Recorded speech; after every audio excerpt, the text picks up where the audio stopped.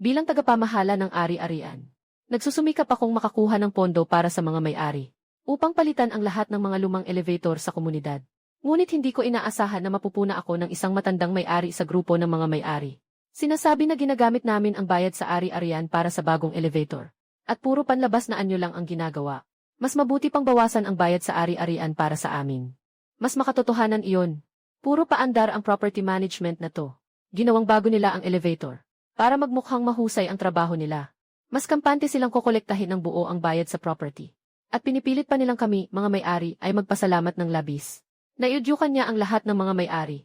Patuloy silang naghahanap ng kapintasan sa elevator. Ako naman, pina-install ko ulit ang lumang elevator. Sobrang nagsisisi ang mga may-ari. 6 na taon na ako sa industriya. Hindi ako nakatanggap ng kahit isang reklamo. Ngunit hindi ko inasahan. Pinaghirapan kong makuha para sa mga may-ari ang libreng pagpapalit ng elevator. Nagdulot ito ng sama ng loob kay Ginoong Haujayan, isang matandang may-ari. Hindi siya tumitigil sa pagrereklamo sa group chat ng mga may-ari.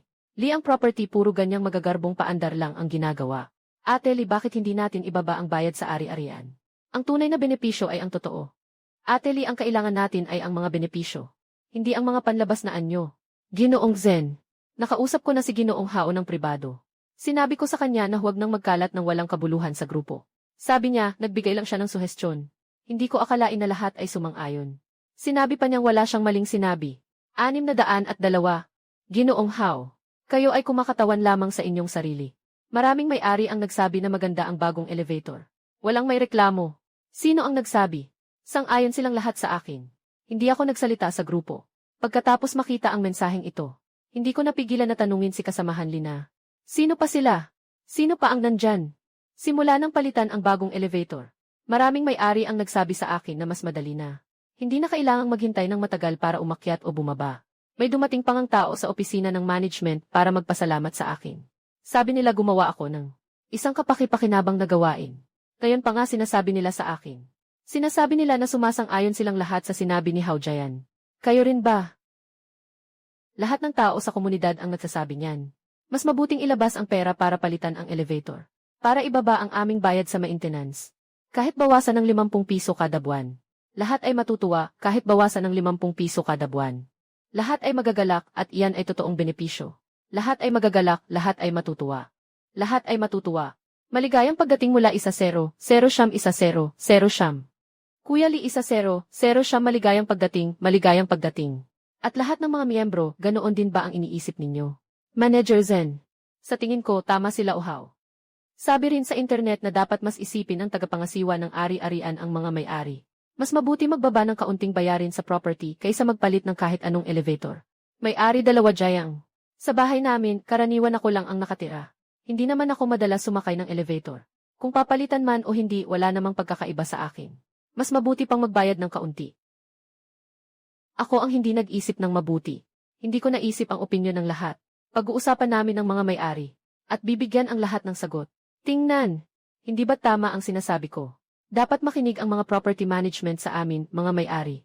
Itong elevator ay pinaghirapan ko para makuha bilang libreng benepisyo. Kung hindi sila nagpapahalaga, at mas gusto nilang bawasan ang bayad sa property, edi mas mabuting ibalik na lang ito. Pero pinag-usapan ko pa rin ito sa ilang kasamahan sa property management. Tinawag ko sila sa opisina. Ang mga sinasabi ni Haujayan sa grupo. Ano ang tingin ninyo? Manager Zen. Si Ginoong Hao ay talagang naghahanap ng gulo. Karamihan sa mga may-ari sa komunidad ay sa tingin ay maganda ang bagong elevator. Ganito na lang. Gumawa tayo ng survey para sa mga may-ari. Para makapag-fill out ang lahat. Kung karamihan sa kanila ay naniniwala na walang silbi ang bagong elevator, babalik ko na lang ang elevator. Para masunod ang kanilang nais. Ginoong Zen. Kung sakaling ibalik ito. At sabihin nilang sobrang luma na ang elevator. Ano ang gagawin ninyo kung ipabalik ulit? Karaniwan tayong nag-i-inspeksyon sa mga palapag. Maraming may-ari ang pumupuri na maginhawa ang bagong elevator. Siya lang ang pumupuna. Ako ang property manager. Gumagawa ako para sa komunidad. Ngunit hindi ko rin pwedeng hayaan silang gawin ang anumang gusto nila. Dagdag pa, ipatawag ang mga tao mula sa construction team. Para laging handang palitan pabalik ang elevator. Kinabukasan ng maaga, ipinrint ni Lina at Xiao Zhou ang mga palatanungan. Pinamamahagi nila ito mula bahay-bahay. Punan ng may totoong pangalan. Isang kopya bawat bahay. Nagpaskil din sila ng paunawa sa bulletin board ng komunidad. Hinihikayat ang mga may-ari na punan agad. 3 araw pagkatapos nito ay sabay-sabay kokolektahin. Nakita ni Hao Jian ang paunawa. Talagang tumakbo sa opisina ng ari-arian. Na may mapagmalaking ngiti sa mukha. Ginoong Zen. Tama ang ginawa mo. Hayaan mong bumoto ang lahat. Tinitiyak ko. Nakaramihan sa mga tao ay katulad ko. Na gustong ibaba ang bayad sa ari-arian. Ayaw ng walang silbi na bagong elevator na ito. Ginoong Hao. Huwag masyadong magyabang. Hintayin mo munang lumabas ang resulta ng survey. Doon ay magiging malinaw ang lahat. Iyan ang sinasabi ko. Hintayin mo na lang na ibalik ang elevator. Para mabawasan ang bayad sa property management namin. Si Lolo Hao na to. Sobra siyang kampante. Akala niya lahat ay kagaya niya. Hindi naman talaga iniisip ng mga tao na masama ang bagong elevator. May mga naakit dahil kay Hao Jian. Sa pagbaba ng bayad sa pamamahala, naakit ang loob dahil sa paghahangad ng kaunting murang pakinabang. Mga 4:00 ng hapon. Isa-isa nang bumabalik ang mga kasamahan sa kanilang mga questionnaire. Walang masyadong magandang mukha ang bawat isa. Pagpasok ni Lina sa opisina, ibinagsak niya ang questionnaire sa mesa. Sabi niya na may galit. Manager Zen, sobrang labis na si Hao Jian. Pumunta ako sa gusali 6 para maghatid ng questionnaire. Sumunod siya sa likod ko. Kapag may makita siyang tao, sinasabi niyang puno ng pagtutol sa pagpapalit ng elevator. At sinasabi pa niyang kung hindi sila pipirma. Kabilang sila sa mga may-ari ng ari-arian. Na nananakit sa mga matandang may-ari. Sa ika-6 na palapag, kailangang punan ayon sa gusto niya. Pupunta ako sa gusali 1. Hindi rin maganda ang kalagayan doon. Nasa ibaba si Tio Liu, matagal nang kasama ni Hao Jian, nakaupo. Sino man ang pumili ng sumasang-ayon. Nilalait niya ang sinuman. Sinusabi niyang tanga sila, na hindi pinapababa ang bayad sa maintenance. Pinipilit nila yung sirang elevator. May ilang kabataan na orihinal na gustong maglagay ng sumasang-ayon. Sinabihan niya sila ng may pagkainis. Kaya tuluyan silang hindi na pumuno.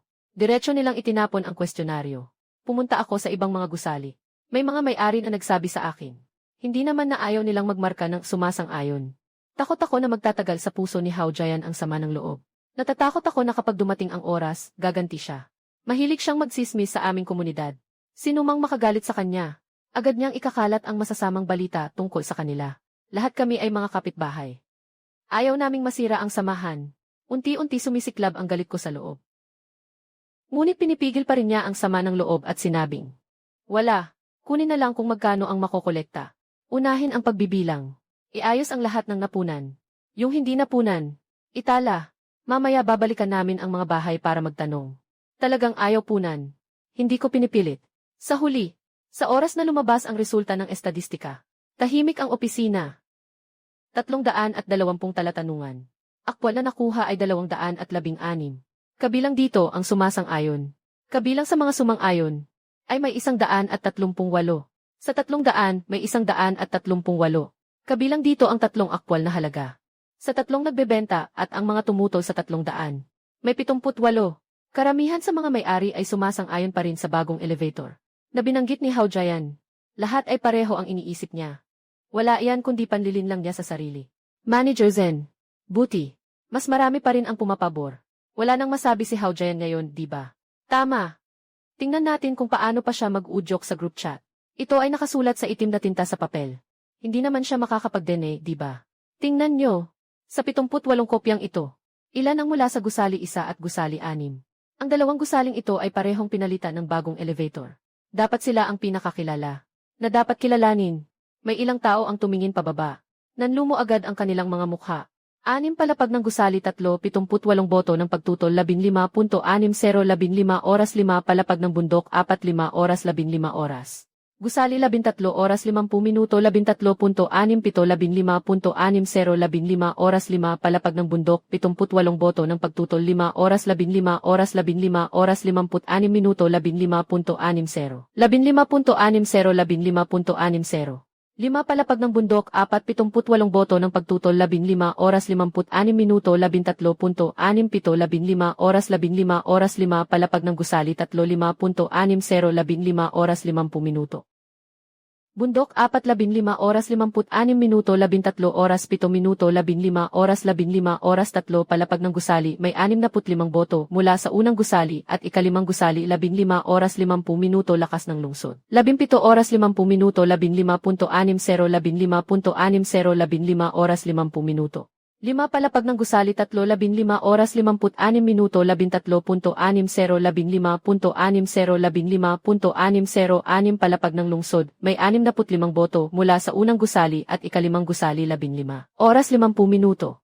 6 palapag ng lungsod may 65 boto mula sa unang gusali at ikalimang gusali 15 oras 50 minuto lungsod ng lungsod 13 oras 15 oras 50 minuto. Lungsod ng Lu, Paaralan ng Lu 3:17 oras 50 minuto 15.60 15.60 oras 50 minuto 7, may 65 kopya mula sa gusali 1 at gusali 6 15 oras 50 minuto 1,500 at 77. Ang natitirang 13 kopya ay mula sa ibang mga may-ari na hindi masyadong gumagamit ng elevator. Ito si Hao Jian. Talagang may ginagawang masama sa likod. Manager Zen, ano ang dapat gawin ngayon? Organisa ang mga resulta ng estadistika sa isang talahanayan. Expost sa grupo ng mga may-ari. Ilagay din sa anunsyo ng komunidad para makita ng lahat kung sino talaga ang kumakatawan sa lahat. Sino ang nag-iisa sa kanyang mga sinasabi. Bukod dito, diretso nang ipasundo ang mga tao mula sa construction team bukas ng umaga. Huwag munang palitan ang elevator. Naghihintay lang sa komunidad. Gusto kong makita kung ano ang susunod na balak ni Hao Jian. Tumango si Lina. Kaagad na nagsimulang ayusin ang mga talahanayan. Si Xiaozhu naman ay nagpunta upang mag-print ng anunsyo. Si Xiaozhang ay abala sa pagpapadala ng mga resulta sa grupo ng mga may-ari. Nang lumabas ang mensahe sa grupo, noong una ay maingay ang grupo. Bigla itong tahimik. Pagkalipas ng mga 10 minuto, may isa nang lumabas para magsalita. Ang isinulat ko ay sang-ayon. Napaka-komportable ng bagong elevator. Araw-araw itong sinasakyan ng apo kong lalaki. Yung matandang si Hao Jian. Pinilit niya akong lagyan ng kontra. Hindi ko siya pinansin. Sang-ayon rin ako. Si Manager Zen para palitan ang elevator. Hindi siya nagsawang tumakbo pasulong at pabalik. Nakita namin lahat ang kanyang pagsisikap. Nakita namin lahat yan. Si Hao Jian ay nanggugulo ng walang dahilan. Gusto niyang magpasikat dahil sa bagay na ito. Nakatira ako sa ika-3 na gusali. Kahit malayo ako sa gusali ng property management. Ngunit alam ko rin ang paghihirap ni Manager Zen. Nagpalit sila ng elevator ng libre. Sa mga gusali 1, 2 at 3, libre nilang pinalitan ang elevator. Pero sa 1, 2 at 3, pumipili pa sila. Hindi ko talaga alam ano ang iniisip nila sa 1, 2 at 3. Yung mga may-ari na sumang-ayon kay Hao Jian noon. Sa pagkakataong ito ay tahimik na. Walang nagsasalita. Walang nagbanggit muli tungkol sa pagbaba ng bayad sa ari-arian. Hao Jian, ito pa lang ang simula. Hindi ba't mahilig kang magpasiklab? Kaya't sasamahan kita sa paglalaro ng mabuti. Sa sandaling iyon, tumunog ang cellphone ko. Galing kay Hao Jian ang tawag. Kakatapos ko lang sagutin ang tawag. Agad lumabas ang boses niya mula sa telepono, na may halong pagkataranta at pagkairita. Zen Ming, ano nang ibig mong sabihin? Sinadya mong gawin ang questionaryo para sa akin, hindi ba? Lahat ng resulta ng estadistika ay peke na gawa mo. Hindi ito maituturing na totoo. Ginoong Hao, hindi mo dapat basta-basta sinasabi ang mga bagay na iyon. Ang questionaryo ay ipinamahagi sa bawat tahanan. Ang mga nakolekta ay personal na pinunan ng mga may-ari. Mula sa papel, itim na tinta. May pirmahan pa. Paano ito naging pekeng? Hindi ba? Dahil sa tingin mo hindi ayon sa iyong nais ang resulta. Kaya't nagsimula kang magpakaabala. Ikaw. At ano ngayon? Kahit na mas marami ang sumang-ayon, marami ring tao ang gustong magpababa ng bayad sa serbisyo. Bilang tagapamahala ng serbisyo, kailangan mong isaalang-alang ang mga opinyon ng lahat. Hindi lang ang iilang tao. Isinasaalang-alang ko ito. Nagtakbo ako ng mahigit 3 buwan upang makakuha ng libreng bagong elevator para sa kapakanan ng mga matatanda at bata sa komunidad. Isipin mo ang mga may-ari na umaakyat ng hagdang bato araw-araw. Hindi ba't ito ay pag-iisip para sa lahat? Kayo naman, Ginoong Hao, iniisip niyo lang ang inyong maliit na bayad sa ari-arian. Walang pakialam sa nararamdaman ng ibang may-ari. Sa tingin niyo, ay tama ba ito? Ginagawa ko ito para sa kabutihan ng lahat. Bawasan ang bayad sa ari-arian. Para sa lahat ay mabuti. Sino ang ayaw gumastos ng mas kaunti? Itong elevator mo. Kung papalitan, papalitan na. Ano bang halaga nito? Mas mabuti pa ang totoong pera na makuha. Ginoong Hao, alam ninyo ba magkano ang bagong elevator? 200,000 yuan. Hindi kailangang magbayad kahit 1 sentimo ang mga may-ari. Lahat ito ay espesyal na pondo na nakuha ko. Ano sa tingin ninyo? Ang 200,000 ito. Magkano ang mababawasan sa bayad sa pagpapanatili para sa mahigit 300 na may-ari? Bawat unit mababawasan ng 50 yuan kada taon. 320 na sambahayan. 16,000 lang sa isang taon. 200,000. Pwedeng bayaran sa loob ng 12 taon. Sa loob ng 12 taon na iyon, kapag nasira ang elevator, sino ang mag-aayos? Sino ang magbabayad? Pagdating ng oras na, magrereklamo na naman ba kayo sa property management? Sasabihin ninyo na hindi nila kayang ayusin kahit isang elevator. Walang aksyon. Ang sinabi ko, bawat salita, parang martilyo na tumama sa puso ni Hao-jan. Tahimik ang nasa kabilang linya. Walang tunog sa loob ng kalahating araw. Maaari kong isipin na ang kanyang mukha sa sandaling ito ay tiyak na maputla. Ginoong Hao, nailathala ko na ang mga resulta ng estadistika. Karamihan sa mga may-ari ay gustong panatilihin ang bagong elevator. Kaya, ang bagong elevator ay hindi ibabalik. Tungkol sa bayad sa serbisyo. Ang bayad sa pamamahala ng komunidad ay palaging sinisingil ayon sa pamantayan ng tanggapan ng presyo. Walang padalos-dalos na singil. Wala ring sobrang singil. Kung nais bawasan ang bayad sa pamamahala, maliban kung iayos ng tanggapan ng presyo ang pamantayan. Kung hindi, hindi possible. Zen Yingjun, huwag kang magmalaki sa akin. Sasabihin ko sa iyo, hindi pa tapos ang usapan. Hindi ako naniniwala dyan. Hindi ko kayang kontrolin ang batang property manager na ito. Naghihintay ako. Ginoong Hao, ako ang property manager. Ito ay para sa kapakanan ng may-ari. Hindi ito para sa pagtingin sa mukha ng iba. Kung nais mo talagang mamuhay ng maayos, magbigay tayo ng kaunting espasyo. Para sa kapayapaan. Kung talagang gusto mong makipag-away, handa akong makipagsabayan. Ngunit sa oras na iyon, sino ang nahihiya? Hindi na tiyak. Nagsalita na. Diretso kong sinara ang telepono. Ibinagsak ang cellphone sa mesa. Unti-unting nawala ang init ng ulo ko. Tumingin si Lina sa akin. Maingat na nagtanong. Manager Zen, hindi naman talaga mag-aalboroto ulit si Hao-jan, di ba? Mag-aalboroto. Siguradong mag-aalboroto siya. Ganyang tao siya. Tinanggap niya ang lambing, hindi ang puwersa. Sinermunan ko siya ng todo. Siguradong hindi niya matitiis iyon. Pero ayos lang. Gusto niyang mag-eskandalo. Sasamahan ko siyang mag-eskandalo. Gusto kong makita. Hanggang saan siya makaka-eskandalo. Kinabukasan ng umaga. Kakaumaga pa lang. Nabigla ako sa tawag ng gwardiya ng komunidad. Ang boses ng gwardiya ay may kaunting pagkabahala. Ginoong Zen, pakiusap, pumunta ka sa pintuan ng komunidad. Si Ginoong Hao at ilang tao ay nakaharang sa pintuan. Sinasabi nilang kailangan kanilang kausapin. Sinasabi rin nilang kung hindi ka darating, hindi nila papayagang makapasok ang mga may-ari sa komunidad. At hindi rin papayagang makapasok ang mga tao mula sa labas. 6:30 pa lang ngayon. Si Hao-jan to. Hindi talaga siya matapos-tapos. Nangahas pa siyang harangan ang pasukan ng komunidad. Nakakaapekto ito sa normal na paglabas ng mga residente. Darating ako agad. Pigilan mo muna sila. Huwag mong hayaang mag-away sila ng mga residente. Doon kay Hao-jan. Huwag kang makipagtalo sa kanya. Hintayin mo ako. Nag-hang up na ako. Mabilis akong nagbihis. Kinuha ang susi at tumakbo patungo sa komunidad. Nang dumating ako sa pintuan ng komunidad, maraming tao na ang nakapaligid sa pintuan. Nakatayo si Hao-jan sa unahan. Hawak niya ang isang megaphone. Si Zen Yingjun, ang tagapamahala ng ari-arian. Walang ginagawa. Nagpapalsipika ng mga survey. Niloloko ang mga may-ari. Huwag kayong padaya sa kanya. Gusto lang niyang makinabang mula sa bagong elevator. Hindi talaga ito para sa kabutihan namin, mga may-ari. Sa tabi niya, nakatayo ang ilang matatandang lalaki at babae na malapit sa kanya. Karaniwan silang mga matatandang mahilig magtambay at makialam sa komunidad. Mahilig makialam. Isa-isa silang sumasang-ayon. Sabi nila, sobrang bata si Zen Yingjun. Hindi tapat ang ginagawa niya. Kailangan natin siyang hingan ng paliwanag. Bawasan ang bayad sa maintenance. Ibababa namin ang bayad sa maintenance. Kung hindi, papalitan namin ang property manager. Ang mga may-ari sa harap ng gate ng komunidad. May mga papasok sa trabaho. May mga naghahatid ng mga anak papuntang paaralan.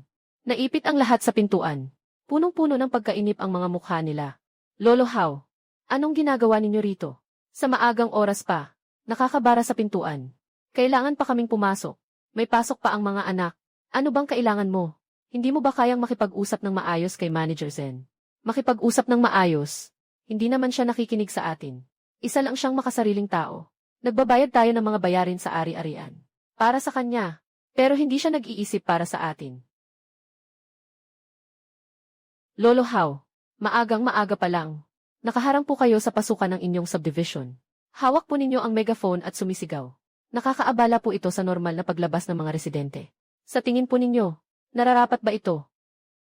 Zen Yingjun, finally, you are here. I want to ask you, is it true that the questionnaire is fake? Why are there so many approvals? You must have had your employees impersonate the owners to fill it out. You need to give us an explanation. This is the questionnaire filled out by the owners. All of them have signatures. May mga fingerprint. Tingnan mo mismo. Ito ba ay peke? Kung sa tingin mo ay peke ito, maaari tayong pumunta sa barangay para ipasuri ng mga tauhan ng barangay. Tingnan kung ang mga pirma ay talagang mula sa mga may-ari. Kahit na totoo, maraming tao ang gustong bawasan ang bayad sa serbisyo. Bilang tagapamahala ng serbisyo, kailangan mong tuparin ang aming mga kahilingan. Kung hindi, pagsasama-samahin namin ang lahat ng may-ari para tanggalin ka. Ginoong Hao, hindi mo siguro alam ang proseso ng pagtanggal sa manager ng ari-arian. Una, kailangan ng higit sa 2/3 ng mga may-ari na pumirma. Pagkatapos, isusumite ito sa komite ng mga may-ari. Mula roon, isusumite ng komite ng mga may-ari sa tanggapan ng kalye at sa kumpanya ng ari-arian. Pagkatapos ng pagsusuri, maaari nang isagawa ang pagboto para sa pagtanggal. Ano sa tingin mo? Maaari mo bang makuha ang 2/3 ng mga pirma ng may-ari? Ang pinuno ng komite ng mga may-ari sa distrito ay si Wang Da, isang retiradong guro mula sa Building 6. Matapos ang pagpapalit ng elevator, sumulat pa siya sa akin ng liham ng pasasalamat. Siya ay isang tapat at matuwid na tao. May kaalaman sa mga bagay-bagay. Matagal na niyang hindi gusto si Hao Jian. Huwag nang sabihing 2/3 ng mga may-ari. Kahit 1/4 pa, hindi makakakuha si Hao Jian. Pumapula at paminsan-minsan pumaputi ang mukha ni Hao Jian. Talagang hindi niya alam ang proseso ng pagpapatalsik. Sinabi lang niya iyon ng hindi seryoso. Gusto niyang takutin ako. Hindi niya inasahan na direktang mabubunyag ko iyon. Huwag mong gamitin ang proseso para pigilan ako. Ngayon papatunayan ko sa'yo. Hindi kami mga may-ari na madaling apihin. Si Hao Jian ay napahiya at nagalit. Inunat ang kamay para itulak ako. Hindi pa niya ako nahahawakan. Nang hinila siya ng isang may-ari sa tabi. Si Tio Zhang na taga-building 1. Karaniwan maganda ang relasyon namin. Sinabi niya kay Hao Jian, Kuya Hao, huwag po kayong masyadong lumabis.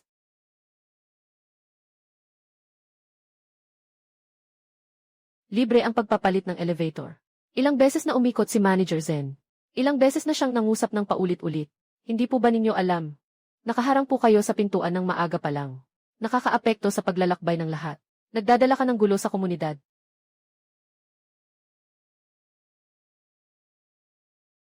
Ako ang nagdadala ng gulo. Ginagawa ko ito para sa kabutihan ng lahat. Tingnan ng lahat. Itong si Zhang ay binayaran ni Zen Yingjun. Para magsalita pabor kay Zen Yingjun. Hindi tayo dapat maloko nila. Anong kalokohan ang sinasabi mo? Sinasabi ko lang ang makatarungang bagay. Talagang gumagawa ng trabaho si Manager Zen. Nakikita namin iyon kami mga may-ari. Itinatala namin sa puso. Hindi tulad mo. Ikaw lang puro nagpapasimula ng gulo. Puro nakikialam ka. May taong katulad mo sa komunidad. Talagang malas. Nagsimulang magbulungan-bulungan ang mga kapitbahay sa paligid. Karamihan ay naniniwala na mali ang ginawa ni Hao Jian. May isang tao na hindi na nakatiis at muling nagsalita. Lolo Hao, wag na po kayong magulo. Lumayo na po kayo agad. Kailangan pa nating pumasok sa trabaho. Ginagawa ko ito para sa kapakanan ng lahat. Bakit kailangan niyong tumawag ng pulis para hulihin ako? Sino ang gustong humuli sa iyo? Gusto lang naming makapaglakbay ng maayos. Kung talagang para sa kabutihan ng lahat ang iniisip mo, dapat ay makipag-ayos ka kay Manager Zen. Hindi yung nakaharang ka sa pintuan ng maaga. Nagmamalupit. Tumingin si Hao Jian sa mga may-ari sa paligid. Isa-isa silang nakatutok sa kanya at nagtuturo. Walang sinuman ang sumang-ayon sa kanya. Ang kanyang mukha ay labis na nagalit. Ang hawak niyang megaphone ay dahan-dahang ibinaba. Ginoong Hao, ngayon, magpalayo kayo. Hayaan ninyong makaraan ng normal ang mga may-ari. Oh, tatawag kami ng pulis para asikasuhin ito ng mga pulis. Piliin ninyo. Umalis. Bumalik muna tayo. Pero hindi pa tapos ang usapan na ito.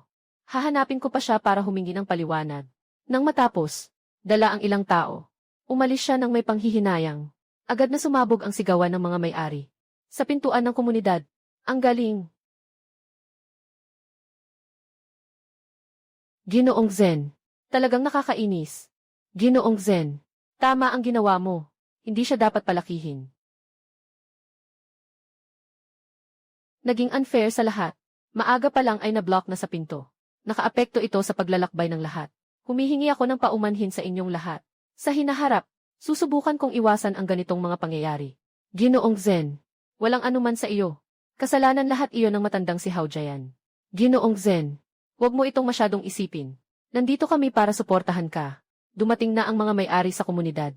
May mga pumasok sa trabaho. May mga nagdadala ng mga bata. Bumalik na sa dati ang katahimikan sa pintuan ng komunidad. Lumapit sa akin ang gwardiya. Nakabunot ako ng hininga. Manager Zen, buti na lang nandito ka.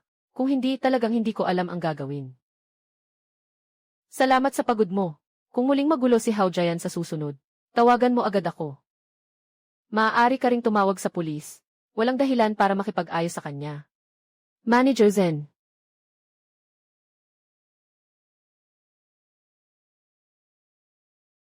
Napasubo si Hao Jian ngayong beses. Siguradong hindi niya ito papayagan ng basta-basta. Tiiyak na maghahanap siya ng ibang paraan para magdulot ng gulo. Kailangan kong maghanda upang harapin ang iba't ibang pamamaraan na gagamitin niya. Nang makarating sa pintuan ng opisina ng pamamahala ng ari-arian, nakita si Lina at si Xiaozu na nakatayo sa pintuan. Mukhang nag-aalala. Nakita akong papalapit. Agad siyang lumapit. Ginoong Zen, ayos lang po ba kayo? Narinig namin na si Hao Jian ay nakaharang sa pintuan ng komunidad. At may hawak na megaphone na sumisigaw. Wala akong anuman. Si Hao Jian ay isang papel na tigre. Isang tusok lang ay mababasag. Akala niya na kung harangan ang pintuan ay mapipilit akong makipagkasundo. Hindi niya inasahan na magagalit ang marami. Walang sinuman ang sumama sa kanya sa pang-aasar. Ayos lang iyon. Kanina nag-aalala pa ako na baka makipag-away ka sa kanya. Sa wakas, matanda na siya. Kung may mangyari, hindi tayo makakapagpaliwanag. May alam ako sa aking hangganan. Matanda na siya. Hindi ko siya sasaktan. Pero kung manggugulo siya, at makakaapekto sa normal na buhay ng mga may-ari, hindi ko siya palalagpasin. Kung kailangang mag-report, mag-report. Kung kailangang lumapit sa opisina ng subdistrito, lumapit na. Hindi natin dapat hayaang isipin niya na madaling apihin ang aming pamamahala ng ari-arian. Habang sinasabi ko iyon, tumunog ang cellphone ko. Si Direktor Wang ng komite ng mga may-ari ang tumawag. Agad kong pinindot ang pindutan para sagutin.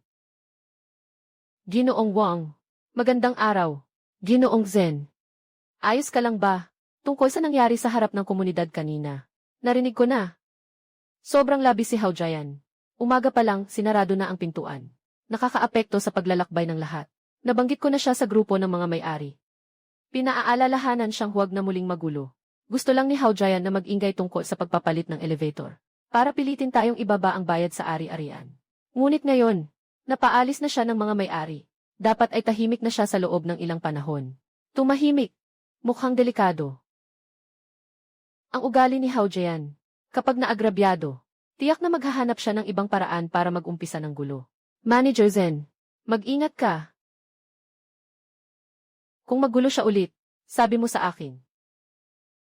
Nasa panig mo ang komite ng mga may-ari. Sinuportahan ka namin sa paggawa ng mga bagay na mahalaga. Maraming salamat, Ginoong Wang. Sa sinabi mo, nakarelax na ako. Kung magpapatuloy pa si Hao Jian, kaagad kitang kakausapin. Huwag kang mag-alala. May suporta si Direktor Wang at ang komite ng mga may-ari. Hindi makakagawa ng malaking gulo si Hao Jian. Ngunit hindi rin tayo dapat maging kampante. Kailangan pa rin nating gawin ang ating mga tungkulin. Ibigay ang mga serbisyo sa komunidad ng maayos, upang masiyahan ang mga may-ari. Ito ang pinakamahalaga. Maraming tao ang sabay-sabay na sumagot. Nawala na ang pag-aalala sa kanilang mga mukha. Sa mga susunod na araw, tahimik na ang komunidad. Walang ginawang gulo si Hao Jian. At wala ring mensahe sa grupo ng mga may-ari. Parang bigla na lang siyang nawala. Akala ko talaga ay tahimik na siya. Hindi ko inasahan na ito ay katahimikan bago ang bagyo. Biyernes ng hapon. Nasa opisina ako, inaayos ang plano para sa mga halaman sa komunidad. Naghahanda upang simulan ang pagbabago sa mga taniman ng komunidad sa susunod na linggo. Biglang pumasok si Xiaozhang na nagmamadali. Ano nang nangyari? Manager Zen, hindi maganda. Nagtalo sina Tita Zhang at Hao Jian sa gusali. At nagkasakitan pa. Si Tita Zhang ay isang tapat na tao. Mabait ang kanyang ugali. Karaniwan, hindi siya nakikipagtalo sa iba. Paano siya nakipagtalo kay Hao Jian? At nagkasakitan pa. Anong nangyari? Ayos lang. Bakit nag-away? Hindi ko rin alam ang detalye. Narinig ko lang mula sa may-ari ng gusali isang. Si Tita Zhang ay naglalantad ng kumot sa ibaba. Lumapit si Hao Jian. At nagsimula siyang magsalita kay Tita Zhang. Sinasabi niyang tinutulungan niya ang mga may-ari ng bahay. Siya ay kasabwat ng mga may-ari ng bahay. Isang traidor sa masa. Si Tita Zhang ay hindi makapaniwala, kaya't nakipagtalo siya sa kanya. Si Hao Jian ay itinulak si Tita Zhang. Hindi nakatayo si Tita Zhang. Nahulog siya sa lupa. Nahulog din ang kumot sa kamay ko sa lupa. Napasakan pa ito ni Hao Jian. Sobrang labis na si Hao Jian. Nangahas pang manakit sa isang matanda. Talagang walang batas ito. Nang tumakbo ako sa ibaba ng gusali isa, maraming mga may-ari na ang nakapaligid. Nakatayo si Tita Zhang sa lupa. Namumula ang mga mata. Ang kumot sa kamay ay marumi at natapakan. Nakatayo si Hao Jian sa tabi. Nakakross ang mga kamay sa baywang. Patuloy pa rin siyang sumisigaw kay Aunt Zhang. Sinasadyang itulak kita. Anong masama dito? Sino ang nag-utos sa'yo na ipagtanggol si Zhen Yingjun? Sino ang nag-udyok sa'yo na labanan ako? Ito ang mangyayari sa'yo kapag lumaban ka sa akin. Si Tita Zhang ay nanginginig sa galit. Hindi makapagsalita. Ang mga may-ari sa paligid ay nagtuturo kay Hao Jian. Ngunit walang naglakas loob na humadlang. Sa wakas, matanda na si Hao Jian. Baka may mangyaring masama. Walang sinuman ang makakapagtaglay ng responsibilidad. Hao Jian, sobra ka na. Si Tita Zhang ay matanda na. Bakit mo siya pinagsasaktan? At tinapakan mo pa ang kanyang kumot. May natitira ka bang kaunting dangal? Zhen Yingjun, saktong-sakto ang pagdating mo. Itong matandang babae ang tumutulong sa'yo. Gusto ko lang sanang turuan siya ng leksyon. Para malaman niya kung ano ang kapalaran ng mga lumalaban sa akin. Anong karapatan mong turuan siya?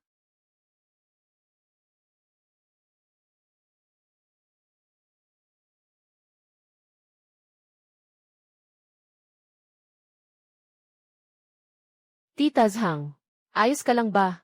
May nasaktan ka ba sa katawan mo? Ginoong Zhen, wala akong masama. Pero parang may bigat sa puso ko. Gusto ko lang magsabi ng totoo. Sinasabi kong magaling ka. Tapos nagalit siya sa akin. At itinulak pa ako. Ninilapakan mo ang kumot ko. Sobrang nang aapi naman yan. Tita Zhang, nandito ako. Hindi ko hahayaan na apiin niya kayo. Hao Jian, humingi ka ngayon din ng paumanhin kay Tita Zhang. Hugasan mo ng malinis ang kumot niya. Kung sakaling may hindi magandang pakiramdam si Tita Zhang, kailangan mo pa ring dalhin siya sa ospital para magpatingin. Lahat ng gastos. Sasagutin mo. Hayaan mo akong humingi ng tawad sa kanya. Hindi pwede. Wala akong sala. Bakit kailangan kong humingi ng tawad? Siya ang unang sumalungat sa akin. Kasalanan niya ito. Wala kang kasalanan. Nakita ng lahat. Ikaw ang unang nanlait. Ikaw ang unang nagtulak. Inapakan mo pa ang kumot ni Aling Zhang. At sinasabi mo pang wala kang kasalanan. Ngayon, kailangan mong humingi ng tawad. Oh, tatawagin namin ang pulis. Para dumating ang tiyuhin at magdesisyon. Tingnan kung ito ay maituturing na sinadyang pananakit sa matanda. Akala mo ba natatakot ako na tumawag ka ng pulis? Matanda na ako. Hindi naman ako kayang gawin ng tito ko. Kung may kakayahan ka, tumawag ka sa pulis. Nakita ko ang itsura niya. Hindi ko na kayang pigilin ang galit ko. Kinuha ko ang cellphone. Diretso kong pinindot. 110. Sa sandaling kumonekta ang tawag. Sinabi ko sa telepono. Kasamang tito. Magandang araw po. Ako si Zhen Yingjun, manager ng property ng aming subdivision. May isang matanda sa aming subdivision. Ang pangalan niya ay Hao Jian. Sadyang itinutulak at hinipo niya ang isa pang matandang babae. At sinira pa niya ang kanyang mga pag-aari. Ngayon nakaupo ang matandang babae sa sahig. Sobrang emosyonal siya. Pakiusap, lumapit kayo rito sandali. Nang makita niya ako, tumawag talaga si Hao Jian sa pulis. Agad nagbago ang kanyang mukha. Umatras siya ng isang hakbang. Makikita sa kanyang mga mata ang kaunting pagkabalisa. Zhen Yingjun, tinawag mo talaga ang pulis. Sobra na yan. Ikaw ang lumabis. Hindi ako. Nanakit ka sa isang matandang babae. Kailangan mong managot sa ginawa mo. Dumating na ang tiyuhin. Siyempre ayusin niya to. Kaya, dapat nang tumawag ng pulis, para makialam ang mga pulis sa kanya. Sobrang labis na ito. Dahil lang ba sa tumanda na siya, pwede na siyang gumawa ng kahit anong gusto. Walang ganun. Gusto pang tumakas ni Hao Jian. Pero naharang siya ng mga may-ari sa paligid. 10 minuto mamaya, dumating ang tiyuhin. Nalaman ang mga pangyayari. At nagtanong sa mga may-ari sa paligid. Mahigpit na pinagsabihan si Hao Jian. Si Hao Jian sa harap ng tiyuhin ay hindi na naglakas loob. Nakatukod ang ulo. Walang sinabing kahit ano. Sa huli, humingi ng tawad si Hao Jian kay Tita Zhang. Nangako siyang papalitan ang kumot ni Tita Zhang. Dinala pa niya si Tita Zhang sa ospital para sa kumpletong pagsusuri. Lahat ng gastos ay siya ang nagbayad. Nang umalis ang tiyuhin, sinadya niyang sabihin kay Hao Jian, matanda na. Siyempre, may edad na. Dapat maging mahinahon. Sa pagitan ng mga kapitbahay, dapat magkasunduan. Huwag basta-basta magmura. At lalo na, huwag manakit. Kung mangyari ulit ito, inasikaso namin iyon ayon sa mga kaukulang regulasyon. Naiintindihan. Tinitingnan nila ang paglayo ni Hao Jian habang dinadala niya si Tita Zhang papunta sa ospital. Huminga ng maluwag ang mga residente sa paligid. Sinabi nila sa akin, Manager Zen, ang tama ang ginawa mo. Karapat-dapat siyang mabigyan ng leksyon. Kung hindi, akala niya wala nang makakapagsaway sa kanya. Ginoong Zen, salamat sa iyo. Kung hindi, si Tita Zhang ay magdaranas ng hindi makatarungang sitwasyon ngayon.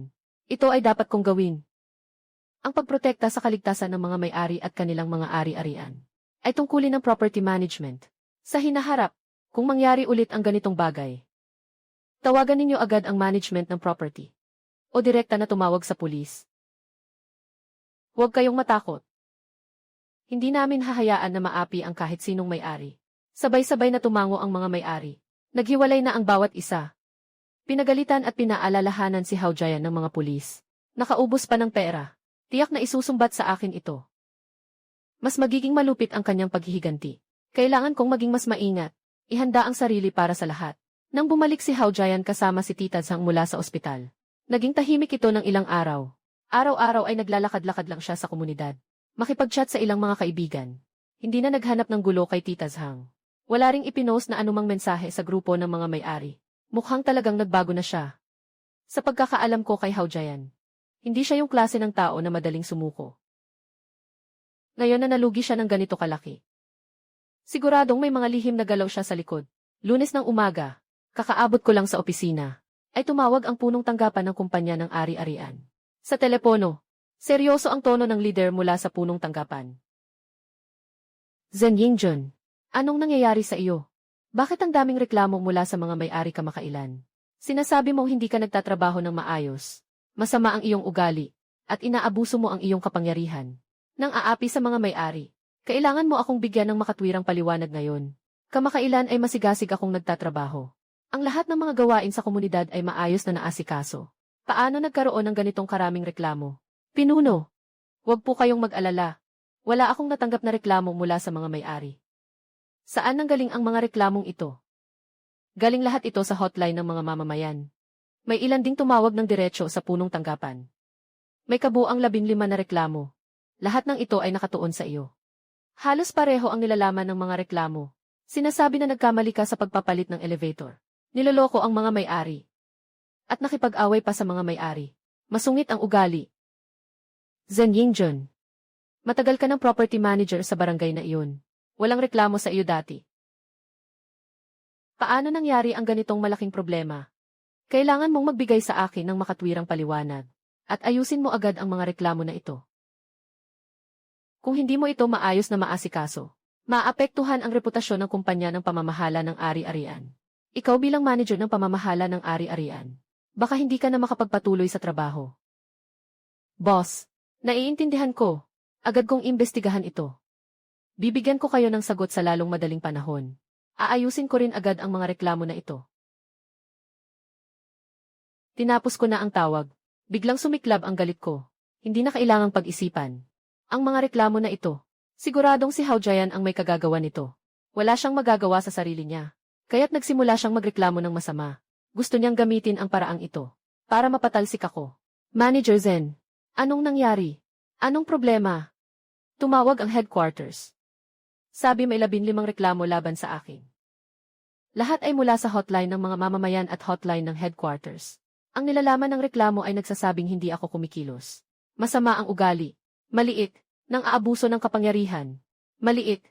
Huwag nang isipin. Ang mga reklamo na ito, siguradong gawa ito ni Hao Jian. Gusto niyang pabagsakin ako sa pamamagitan ng masamang reklamo. Para mawala ako sa pwesto. Ano? Hindi makapaniwala na ganito kababa si Hao Jian. Siya na mismo ang nagiging sanhi ng gulo. May masamang reklamo. Sobrang labis na ito. Ginoong Zen, lalabanan natin siya. Hanapin siya at makipag-usap. Pabalikin niya ang mga reklamong ito. Huwag magpadalos-dalos. Pumunta na tayo sa kanya at makipag-usap. Siguradong hindi siya aaminin. Sa halip, siya pa ang magbabaligtad. Sasabihin niyang inaapi namin siya. Pagdating ng panahon, lalo lang magiging komplikado ang sitwasyon. Ano ang gagawin natin? Hayaan na lang ba natin siyang magreklamo ng may masamang intensyon? Nagmamadali pa ang headquarters na makakuha ng sagot. Siyempre, hindi natin siya maaaring hayaan. Una sa lahat, kailangan nating ayusin ang mga nilalaman ng mga reklamo. At pagkatapos ay para sa bawat reklamo, kailangan nating ipakita ang kaukulang ebidensya upang patunayan ang ating pagiging malinis. Halimbawa, tungkol sa pagpapalit ng elevator. Mayroon tayong questionnaire. May mga pirma ng mga may-ari. May patunay mula sa tanggapan ng subdistrito. Pinatutunayan na ito ay libreng espesyal na pondo. Hindi ko pineke o niloko ang mga may-ari. Mayroon ding mga insidente ng alitan sa mga may-ari. Mayroon kaming kifi sa komunidad. May testimonya mula sa mga nakapaligid na may-ari. Patunay na si Hao Jianxian ang nagpasimula ng gulo. Siya ang unang kumilos. Nagtanggol lang ako. Pinoprotektahan ko ang may-ari. Pangalawa, kausapin natin ang hotline ng mga mamamayan at ang punong himpilan. Isumite natin ang mga ebidensyang ito. Ipaliwanag ang buong pangyayari. Ebidensya. Ipabatid sa kanila na ang mga reklamo ay pawang masama ang layunin. Ito ay paghihiganti ni Hao Jian sa akin. Mga ebidensya ng reklamo na sadyang inimbento. Sa huli, kailangan nating ipahayag ito sa komunidad. Ang nilalaman ng mga reklamo at mayroon tayong ebidensya na nakadikit sa bulletin board upang malaman ng mga may-ari ang katotohanan at maiwasan si Hao Jian na magkalat ng chismis sa komunidad at maligaw ang mga may-ari. Malinaw ang mga sinasabi ko. Nakikinig si Lina at Xiao Zhu at unti-unting kumalma. Tumango. Ginoong Zen, tama ka. Gagawin natin ang sinabi mo. Hindi natin dapat pahintulutan na magtagumpay ang balak ni Hao Jian. Simulan na natin ang paghahati ng trabaho. Lina, ikaw ang bahala sa pakikipag-ugnayan sa hotline ng mga mamamayan at sa punong tanggapan. Ayusin ang nilalaman ng reklamo. I'll submit ang ating ebidensya. Ikaw ang bahala sa pag-check ng TV sa komunidad. I'll check ang footage kung saan hinarang ni Hao Jian ang pintuan ng komunidad. I'll retrieve ang footage kung saan itinulak si Tita Zhang. Backup ito ng maayos. Xiao Zhang, ikaw ang bahala sa pag-aayos ng mga ebidensyang ito sa dokumento. Ipinaskil sa anunsyo ng komunidad. Kailangan din itong ipadala sa grupo ng mga may-ari. Para makita ng lahat ng may-ari. Agad na kumilos ang tatlong tao. Sa susunod na 2 araw, araw-araw na nakikipag-ugnayan si Lina sa punong tanggapan. Nagsumite ng iba't ibang ebidensya. Ipinakita ni Xiao Zhao ang lahat ng surveillance sa komunidad. Hinahanap din ang mga may-ari na naroroon noon. Kumuha ng mga pahayag. Inayos ni Xiao Zhang ang lahat ng ebidensya sa isang makapal na tumpok ng mga dokumento. Ipinaskil ito sa iba't ibang bulletin board ng komunidad. At ipinadala sa grupo ng mga may-ari. Nang makita ng mga may-ari ang mga ebidensyang ito, agad silang nagalit. Sobrang kasuklam-suklam si Hao Jian. Hindi makagawa ng paraan. Kaya nagreklamo ng masama. Gusto pang tanggalin si Manager Zen. Sobrang labis na ito. Maraming nagawa si Manager Zen para sa komunidad. At siya pa ang nagbabalik ng masama. Talagang wala siyang kwenta. Makinig ka sa akin. Kailangan nating sabay-sabay magpatotoo para kay Manager Zen. Patunayan ang kanyang kawalang sala. Hindi natin dapat hayaang magtagumpay ang pakana ni Hao Jian. Pagkatapos, marami sa mga may-ari ang kusang tumawag sa punong tanggapan ng kumpanya ng pamamahala ng ari-arian upang magpatotoo para sa akin. Sinabi nilang masigasig at responsable ako sa trabaho. At nagbibigay ako ng tunay na serbisyo para sa mga may-ari. Ang mga reklamo na iyon ay malisyoso. Sadyang inimbento ni Hao Jian. Matapos matanggap ng punong tanggapan ng kumpanya ng ari-arian ang aming ebidensya at ang testimonya ng mga may-ari, nagsagawa rin sila ng investigasyon at nakumpirma na ang mga reklamo ay sadyang inimbento ni Hao Jian at tumawag pa sa akin.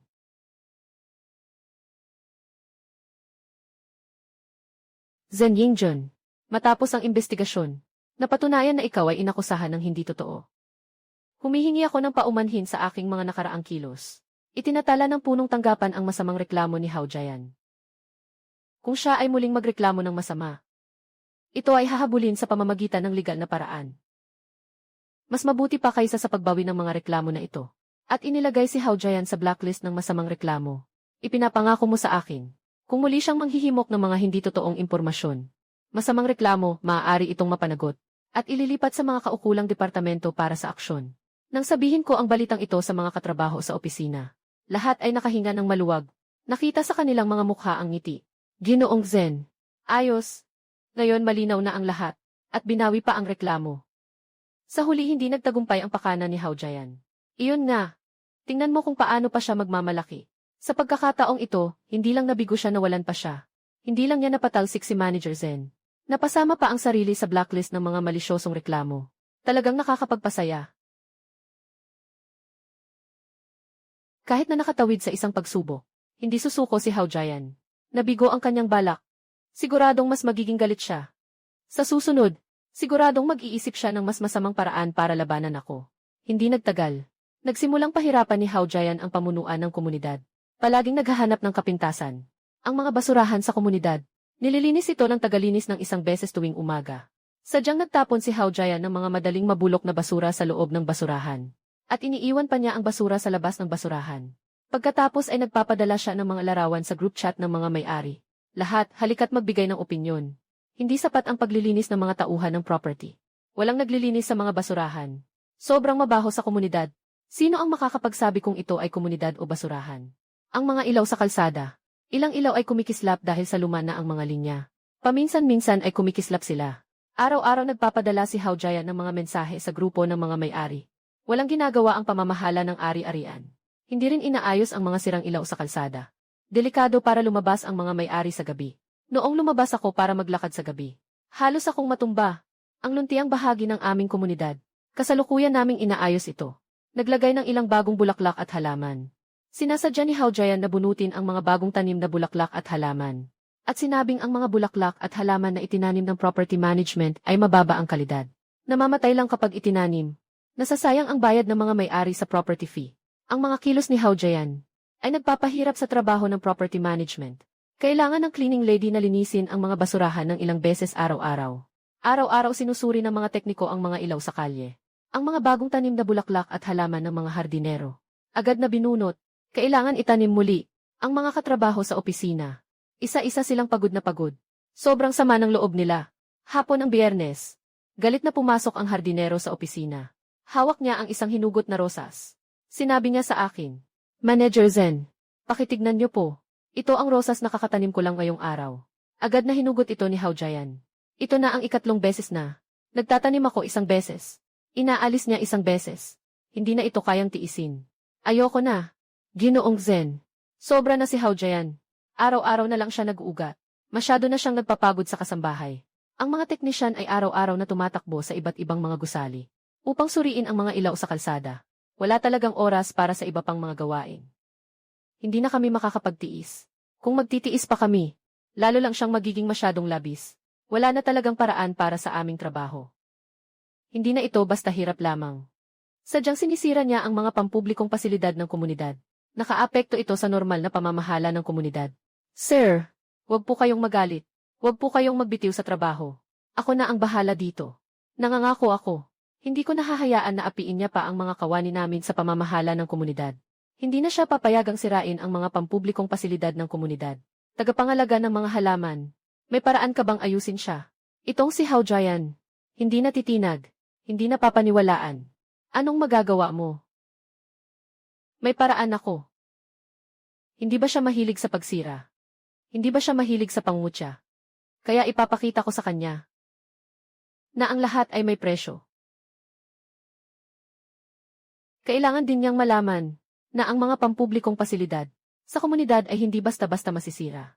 Mga tauhan ng property management, hindi niya basta-basta mapang-aapihin ang iba kahit gusto niya. Lina, kunin mo ang lahat ng ebidensya tungkol sa pagkasira ni Hao Jian sa mga pampublikong pasilidad ng komunidad. Mga litrato niya na humuhugot ng mga halaman at bulaklak. Mga litrato niya na nagtatapon ng basura. At ang mga chat record niya ng pagkalat ng mga chismis sa group chat ng mga may-ari. Ayusin mo lahat ng maayos. 6 Xiaozhou. Pumunta ka sa judicial office ng komunidad. At magtanong ka. Tulad ng ginawa ni Hao Jian na sadyang sinira ang mga pampublikong pasilidad ng komunidad. At sinadyang pinahirapan ang mga tauhan ng property management. Maaari bang managot siya sa pamamagitan ng legal na proseso? Makipag-ugnayan ka sa mga may-ari sa komunidad. At ipaalam sa mga may-ari na naapektuhan ni Hao Jian. Na lumabas at magpatotoo. Patunayan ang mga ginawa ni Hao Jian. Agad na kumilos ang tatlong tao. Tumakbo si Lina sa iba't ibang sulok ng komunidad. Kinuhaan ng litrato si Hao Jian na nag-aalis ng mga halaman. At nagtatapon ng basura. In-screenshot din niya ang mga chat record kung saan siya nagpakalat ng chismis sa grupo ng mga may-ari. Ang mga ebidensyang naipon niya ay isang makapal na tumpok. Pumunta si Xiaozo sa tanggapan ng batas ng komunidad. Ipinaliwanag ng detalyado ang sitwasyon sa mga kawani ng tanggapan ng batas. Naiintindihan na namin ang sitwasyon. Ang kilos ng may-ari na ito ay maaaring ituring na sadyang pagsira sa mga pampubliko at pribadong ari-arian. Kahit na hindi mataas ang halaga ng nasirang ari-arian. Ngunit ito ay may masamang kalagayan. At paulit-ulit na sinaktan ang mga kawani ng property management na nakaapekto sa normal na pamamahala ng komunidad. Maaaring magsanib ang mga may-ari at ang ari-arian upang humiling ng mediation sa hukuman. Kung hindi magtagumpay ang mediation, maaari pa ring habulin ang kanyang pananagutan sa legal na paraan. Nakipag-ugnayan si Xiaozhang sa maraming may-ari sa komunidad. Si Tita Zhang ng Gusali, si Direktor Wang ng Gusali 6, at marami pang may-ari na naapektuhan ni Hao Jian. Lahat ay handang lumabas at magpatotoo upang patunayan ang mga ginawa ni Hao Jian. Sumulat pa sila ng isang petisyon na mailagda na umaasang seryosohin ng hukuman ang kaso ni Hao Jian at ibalik ang tahimik na kapaligiran sa komunidad. Pagkatapos, dala ko ang mga nakalap na ebidensya at ang petisyon ng mga may-ari. Dumating sa opisina ng hustisya ng komunidad. Nagsumite kami ng aplikasyon para sa pagpapamagitan sa mga kawani ng opisina ng hustisya. Ako si Zhen Yingjun, ang property manager ng komunidad na Beteng. Ang panigi sa pagpapamagitan ngayon ay humihiling kay may-ari na si Hao Jian na itigil ang lahat ng paninira sa pampublikong pasilidad ng komunidad at ang malisyosong panghaharas sa mga kawani ng property. Humingi ng paumanhin sa mga kawani ng property at magbayad para sa pinsala sa mga ari-arian ng komunidad. Makikipag-ugnayan kami kay Hao Jian ngayon mismo. Ipagbigay alam sa kanya na pumunta sa tanggapan ng hudikatura para sa pag-aayos. Matapos matanggap ni Hao Jian ang abiso mula sa tanggapan ng hudikatura, akala niya ay may ginagawa akong kalokohan. Hindi niya ito pinansin. Naglakad siya ng may kayabangan papunta sa tanggapan ng hudikatura. Pagpasok niya, sumigaw siya sa mga kawani ng tanggapan ng hudikatura. Kaibigan, nandito ako para magreklamo. Reklamo ko ang property manager ng aming komunidad na si Zhen Yingjun. Sinasamantala niya ang kanyang kapangyarihan nang aapi sa mga may-ari at nakipagsabwatan sa mga may-ari para siraan ako. Kailangan niyo akong tulungan. Kapatid na Hao Jian, inimbitahan ka namin dito ngayon. Hindi yan para magreklamo ka. Dahil si Manager Zhenming at ilang may-ari ng komunidad ay humiling sa amin ng medasyon. Hiniling nilang itigil mo ang pagsira sa mga pampublikong pasilidad ng komunidad. Aplikasyon para sa medasyon. Humingi ng paumanhin sa mga kawani ng pamamahala ng ari-arian at bayaran ang mga pinsala. Tingnan mo muna ang mga ebidensyang ito. Ipinakita ng tagapamagitan na si Wang ang mga ebidensyang nakalap namin kay Hao Jian. Mga tala ng usapan. Mga testimonya ng mga may-ari sa aming komunidad noong Pebrero 2023. Nakaayos sa aming komunidad noong Pebrero 2023. Nagtanaw si Hao Jian sa mga ebidensyang ito. Unti-unting nagbago ang kanyang mukha. Mula sa simula na may pagdududa, hanggang sa huli na may pagkabigla, tapos ang huling pagkataranta.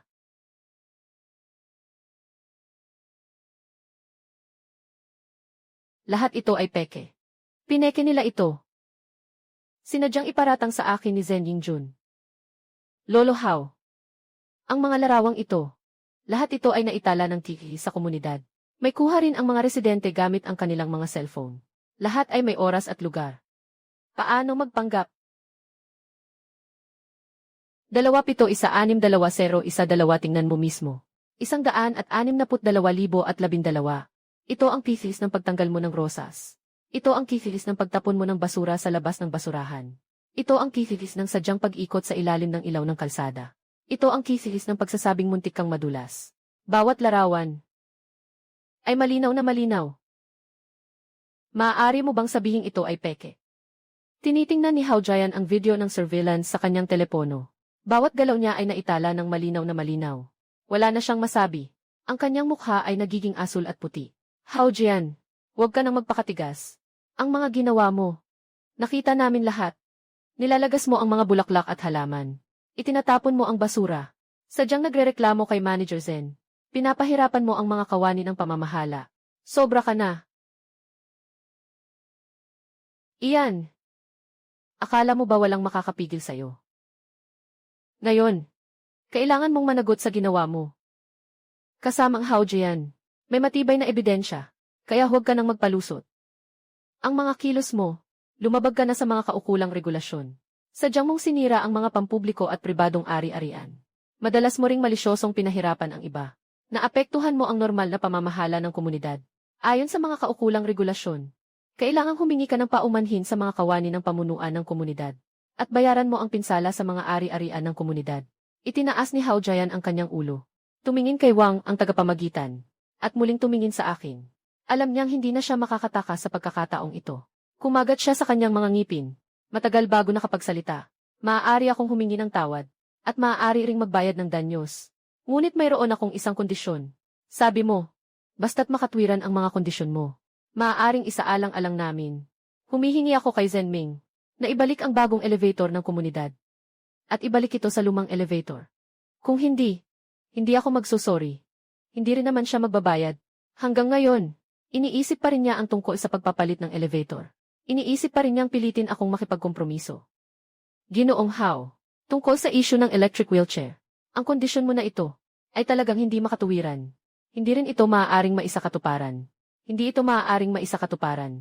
Tungkol sa issue ng pangunahing lagda, ang bagong elevator ng komunidad ay tinatanggap ng karamihan ng mga may-ari. Isa itong libreng benepisyo na ipinaglaban ko ng higit sa 3 buwan. Hindi posible na dahil lang sa hinihingi mo, ay ibabalik iyon. Pumayag kang humingi ng tawad at magbayad ng danyos. Oh, dadalhin namin ito sa korte, at papanagutin ka. Piliin mo, sobra ang ginawa mo. Hindi ako. Binigyan na kita ng maraming pagkakataon. Ikaw ang hindi nagmamalasakit, paulit-ulit, na nag-udyok ng gulo. Sinisira ang mga pampublikong pasilidad ng komunidad, nang aabala sa mga tauhan ng property management. Malicious na reklamo. Ang kalagayan mo ngayon ay bunga ng iyong sariling mga aksyon. Kapatid na Hao Jian, ang kondisyon mo ay talagang hindi makatuwiran. Ang pagpapalit ng elevator sa komunidad ay kagustuhan ng karamihan sa mga may-ari. Hindi ito maaaring baguhin dahil sa iyong hinihingi. Mas mabuting isuko mo na ang kondisyong ito. Humingi ka na lang ng tawad, pagsasauli ng pinsala, tungkol sa bagay na ito, kahit na ito'y lumipas na. Kung hindi, dadaan sa legal na proseso.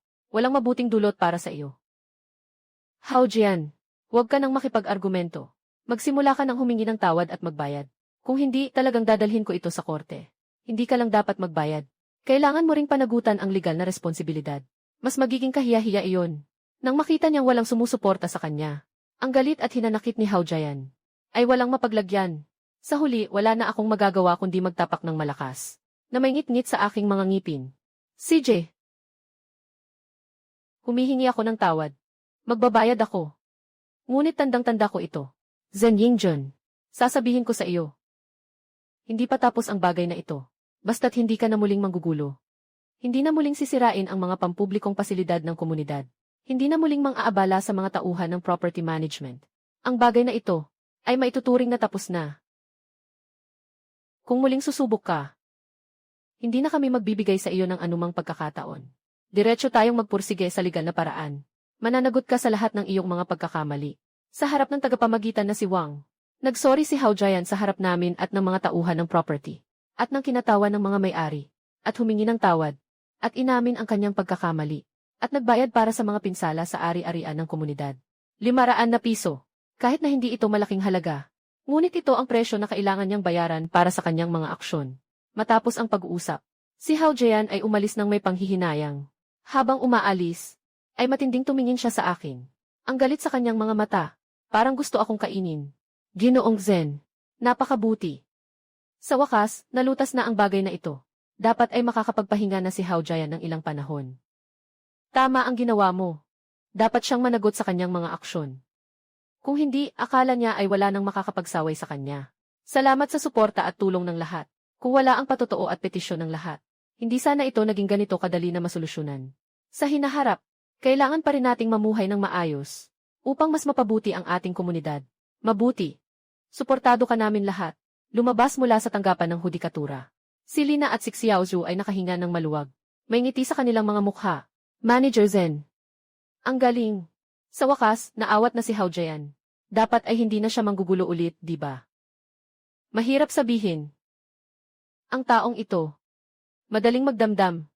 Ngayong beses na palugi siya ng malaki. Siguradong hindi niya ito iiwanan ng basta-basta. Ngunit sa maikling panahon, hindi na siya maglalakas loob na hayagang mag-udyok ng gulo. Kailangan pa rin nating mag-ingat at magpatupad ng mga pag-iingat. Alaynan. Naiintindihan na namin. Magsasagawa kami ng mas maingat na pag-iingat mula ngayon, upang mapabuti ang mga gawain sa komunidad. Kasabay nito, tututukan din namin si Hao Jian, para hindi na siya makagawa ng mga kalokohan. Bumalik sa opisina ng property management. Ipinahayag ko ang mga balita tungkol sa paghingi ng tawad at kabayaran ni Hao Jian. Mayroon ding resulta ng pamamagitan mula sa tanggapan ng hukuman. Inayos at ginawa itong dokumento. Ay dinikit ito sa bulletin board ng komunidad. Ipinadala rin ito sa group chat ng mga may-ari. Sa group chat ng mga may-ari, biglang sumabog ang masiglang palakpakan. Lahat ay natuwa dahil naayos ang usaping ito. Sa wakas, humingi ng tawad at nagbayad ng kabayaran si Hao Jian. Ang galing ni Manager Zen. Sa wakas, nakabalik na sa katahimikan ang komunidad. Hindi na kami kailanman gaguluhin ni Hao Jian. Mula ngayon, susuportahan namin lahat ang trabaho ni Manager Zen. Sama-sama nating panatilihin ang kaayusan ng komunidad. Lumipas ang kalahating buwan ng payapa. Tunay nga, hindi na hayagang naghahanap ng gulo si Hao Jian. Araw-araw, naglalakad-lakad lang siya sa komunidad. Nakikipagkwentuhan lang ako sa ilang matagal ng kaibigan. Kapag paminsan-minsan niya akong nakikita, umuwal siya ng may paghamak, at tumalikod siya. Hindi na gaya ng dati, na agad naghahanap ng gulo. Ang mga may-ari sa aming komunidad, unti-unti na rin nilang nakakalimutan ang mga dating alitan. Lahat ay namumuhay ng mapayapa. Maayos din ang takbo ng trabaho ng ari-arian. Ngunit noong Miyerkules ng umaga, kakaabot ko lang sa opisina, ay tumawag ang gwardiya. Sa telepono, napaka-nervyoso ng boses ng gwardiya. Manager Zen, pumunta ka na sa ibaba ng building 1. Si Ginoong Hao Jian ay nahulog sa harap ng pinto ng building 1. Sabi ng kanyang pamilya, ikaw ang nagpasakit sa kanya. Ngayon, nagkakagulo sila sa ibaba. Kailangan kang bigyan ng paliwanag. Nahulog si Hao Jian. Sinasabi pa na ako ang nagpasakit sa kanya. Pero hindi ko siya kinausap kamakailan. Darating na ako. Panatilihin mong kalmado ang kanyang pamilya. Huwag hayaan silang makipagtalo sa mga may-ari. Pupunta na ako. Kapag dumating ako, maraming may-ari na ang nakapaligid. Nakahiga si Hao Jian sa lupa. Maputla ang kanyang mukha. Nakatakip ang mga mata. Ang kanyang anak na si Hao Qiang at anak na babae na si Hao Li ay nakaluhod sa lupa at sumisigaw sa mga may-ari sa paligid. Tingnan ninyong lahat. Ito ang aming property manager sa komunidad, si Zhen Yingjun. Umaabuso siya sa kanyang kabataan. At inaapi ang aking tatay. Napahimatay ang tatay ko sa sobrang galit. Ngayon, kailangang magpaliwanag siya sa amin. Kailangang bayaran niya ang aming mga pinsala. Ibig kong sabihin, si Zhen Yingjun ay walang konsensya. Kaya, matanda na talaga ang tatay ko. Laging pinapahirapan ang tatay ko. Binubuli ang tatay ko. Ngayon, sobrang inis na ang tatay ko. Kailangan niyang managot. Kung hindi, pupunta kami sa punong tanggapan ng kumpanya ng ari-arian at mag-aaway. Mag-aaway sa barangay, para masira ang kanyang reputasyon. Mga may-ari sa paligid, ay nakatingin at nagtuturo sa akin. May mga tao na may pagdududa sa kanilang mga mukha. May mga tao namang may hindi pagkakaunawaan. At may mga nag-uusap ng mahina. Si Manager Zen ay hindi naman ganitong tao. Paano siya makakapagpasakit kay Ginoong Hao? Baka mayroong hindi pagkakaintindihan. Ano man ang mangyari. Naiwan ang matanda sa galit, palaging mali iyon. Nagsikap akong makaalis sa tao. Pumunta ako sa harap ni Hao Jian. Nakatayo ako. Hinawakan ko ang kanyang pulso. Kahit na medyo mahina ang pulso. Pero medyo maayos pa rin. Hindi mukhang nahihirapan sa galit. Siguradong may itinatagong lihim dito. Hao Qiang. Hao Li. Huwag kayong magalit muna. Kamakailan lang, hindi ko talaga nakakausap si Ginoong Hao. Maging ang mukha niya, hindi ko madalas makita. Paano maaaring magdulot ito sa kanya ng pagkahimatay? Tiyak na may hindi pagkakaintindihan dito. Dalhin muna si Ginoong Hao sa ospital. Magpa-check up. Tingnan kung ano ang dahilan ng pagkahimatay. Kapag lumabas na ang resulta ng check-up, kung talagang ako ang dahilan, handa akong tanggapin ang lahat ng responsibilidad. Kung hindi dahil sa akin. Kaya kailangan ninyo akong bigyan ng paliwanag. Hindi pwedeng basta-basta akusahan ang tao ng walang dahilan. Akusahan ka. Kung hindi dahil palagi mong tinutulig sa ang tatay ko. Palagi mong pinapahirapan ang tatay ko. Magagalit ba ang tatay ko? Mawawalan ba siya ng malay? Hao Qiang, kailangan mong magsalita ng may ebidensya. Kailan ko ba pinagsabihan ang tatay mo? Pinahirapan ang tatay mo. Noong una, nagreklamo ang tatay mo ng may masamang intensyon sa akin. Sinira ang mga pampublikong pasilidad ng komunidad. Pinahirapan ang mga tauhan ng property management. Lahat ng iyon ay gawa niya mismo. Pinangangalagaan ko lang ang maayos na pamamahala ng komunidad. Pinangangalagaan ko ang mga legal na karapatan ng mga tauhan ng pamamahala ng ari-arian. Paano ito masasabi na paninira o pahirapan? At may lakas ka pang magsalita. Kung hindi dahil sa'yo. Makakaya bang pumunta ang tatay ko sa opisina ng hudikatura para humingi ng tawad at magbayad ng danyos? Iiwanan ba niya ang taong iyon? Pagkatapos bumalik ng tatay ko mula sa opisina ng hudikatura, patuloy na nalulumbay. May sama ng loob. Dahil sa'yo. Ngayon ay nawalan siya ng malay. Ikaw ang dahilan nito. Kailangan mong managot.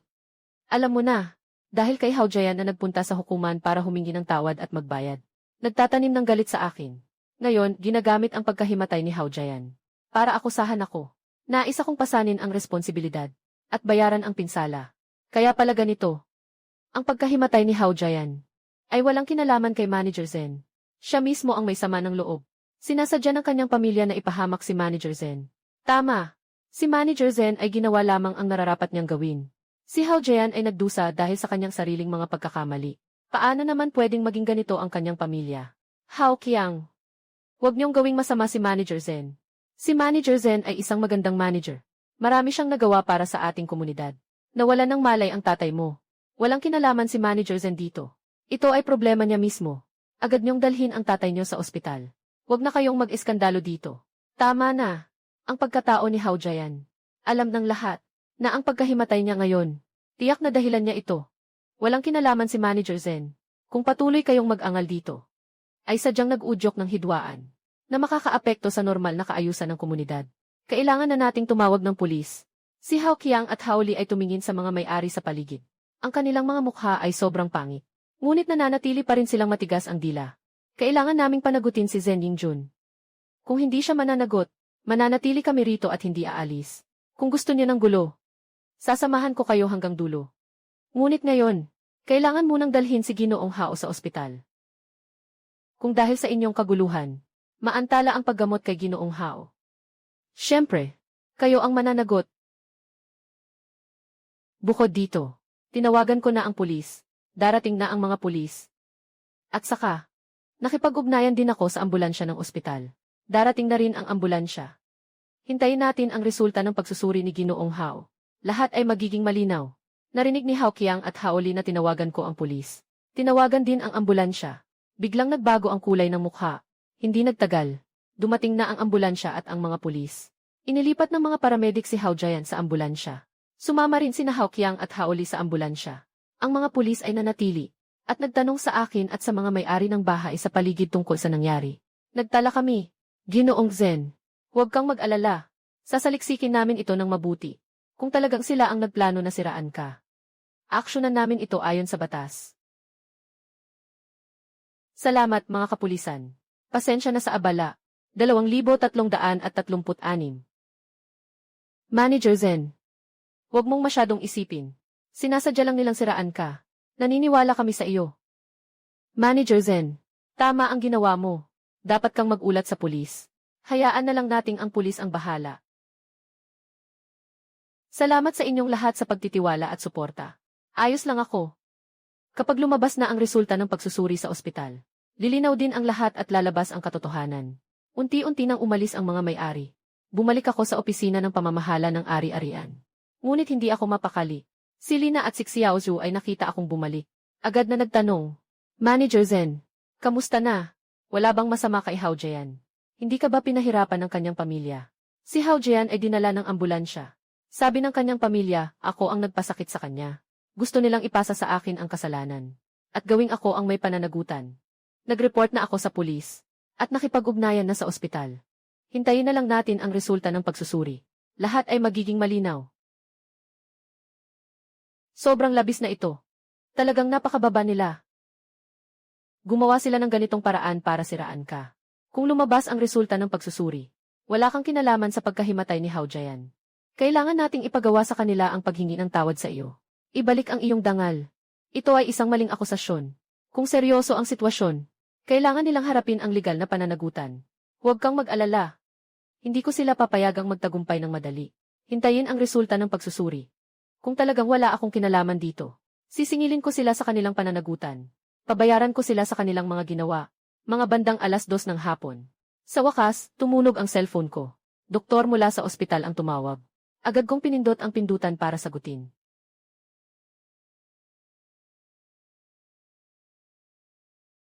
Magandang araw po. Ako si Zen Yingjun. Lumabas na ba ang resulta ng pagsusuri ni Hao Jian? Kumusta na siya?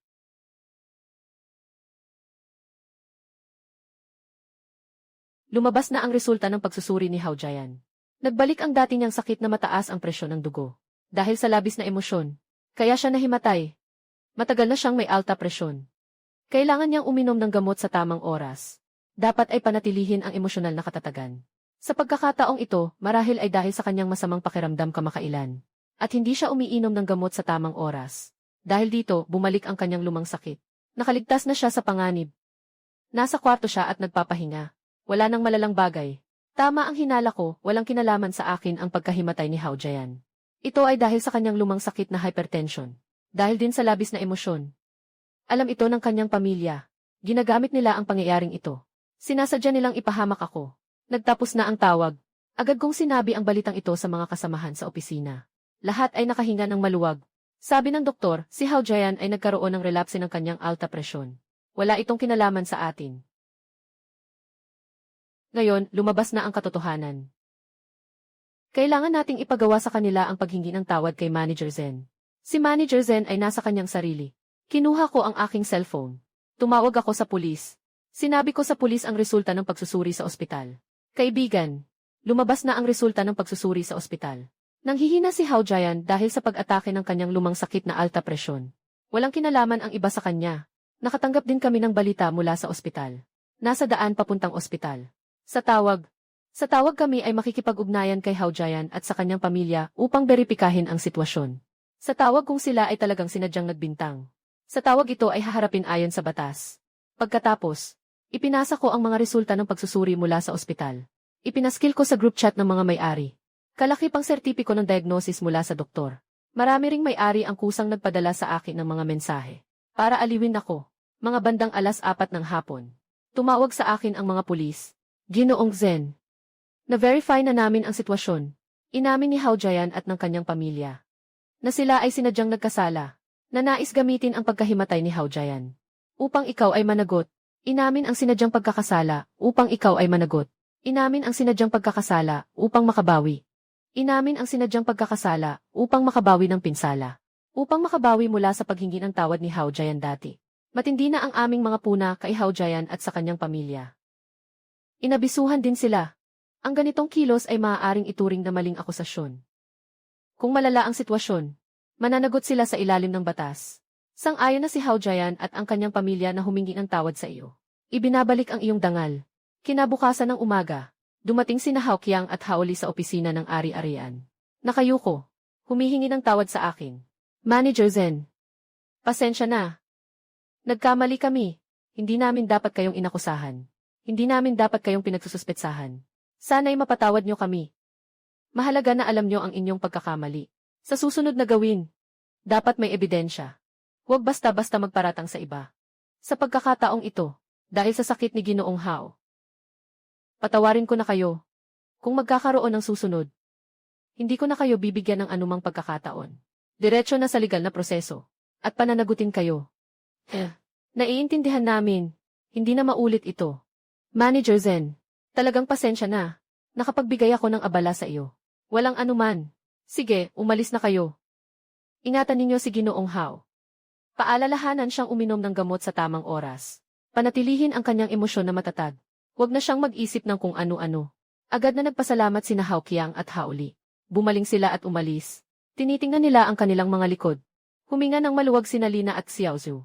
At dahil sa pangyayaring ito, mas nagtiwala sa akin ang mga may-ari sa komunidad.